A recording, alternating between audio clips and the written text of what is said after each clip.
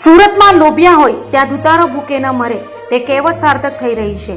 ત્યારે ઓએનજીસી કંપનીમાં નોકરી અપાવવાની લાલચ આપી લાખો રૂપિયા પડાવી લઈ ખોટો ઓફર લેટર બનાવનાર ઠગ દંપતીને કતારગામ પોલીસે 1 મહિના બાદ ઝડપી પાડી છે। સુરતની કતારગામ પોલીસ પાસેથી મળતી માહિતી મુજબ ઓએનજીસી કંપનીમાં નોકરી અપાવવાની લાલચ આપી ખોટો ઓફર લેટર બનાવી ₹17,80,000 પડાવી લઈ નોકરી ન અપાવી નાણાં પરત ન કરી છેતરપિંડી કરનાર આરોપી ઠગ દંપતી નિર્મળ રઘુભાઈ ધનાણી અને કિંજલબેન ધનાણી ફરિયાદ નોંધાતા જ ભાગી છૂટ્યા હતા, જેઓની ઝડપી પાડવા 1 મહિનાથી કતારગામ પોલીસ તપાસ કરી રહી હતી। ત્યારે બાતમીના આધારે ઠગ દંપતી નિર્મળ ધનાણી અને કિંજલ ધનાણીને ઝડપી પાડ્યા હતા। તો આરોપીઓએ ઓએનજીસી કંપનીમાં જુનિયર ઇલેક્ટ્રિકલ એન્જિનિયરની પોસ્ટ ખાલી હોવાનું જણાવ્યું હતું અને નોકરી જોઈતી હોય તો પૈસા આપવા પડશે એમ કહી ઠગ દંપતીએ ₹17,80,000 પડાવી લીધા હતા। हाल तो कतारगाम पुलिसे ठग दंपति વધુ પૂછપરછ અને તપાસ હાથ ધરી છે।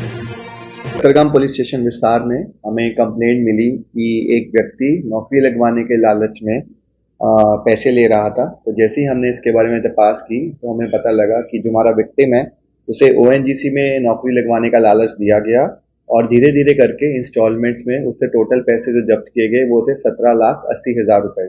तो जब हमने इसके बारे में टेक्निकल एनालिसिस और अपने ह्यूमन रिसोर्सेज का इस्तेमाल किया और इसके बारे में डिटेल तपास करवाई तो हमें पता लगा कि आरोपी निर्मल राजूभाई नाम का है और उसकी वाइफ किंजल बहन, ये दोनों लोग हमारे विक्टिम को ओएनजीसी में नौकरी लगवाने का लालच देते हुए उनसे पैसे झड़पते हैं।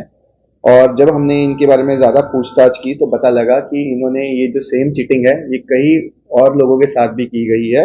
और इनका जब हमने बैंक बुक और पासबुक हमने तपास किया तो हमें बहुत सारे फाइनेंशियल ट्रांजैक्शंस मिले। जो हमारा पहला आरोपी है उसका पूरा नाम निर्मल राजू भाई है, जिसकी उम्र 37 वर्ष है और वो जॉब प्लेसमेंट करवाने का काम करता है और वसंजी पार्क कतारगाम का रहने वाला है। और साथ ही में जिसको डिटेन किया वो है उनकी वाइफ किंजल बेन, उनकी उम्र 32 वर्ष है, वो हाउस वाइफ है और वो भी उनके साथ कतारगाम में ही रहती हैं।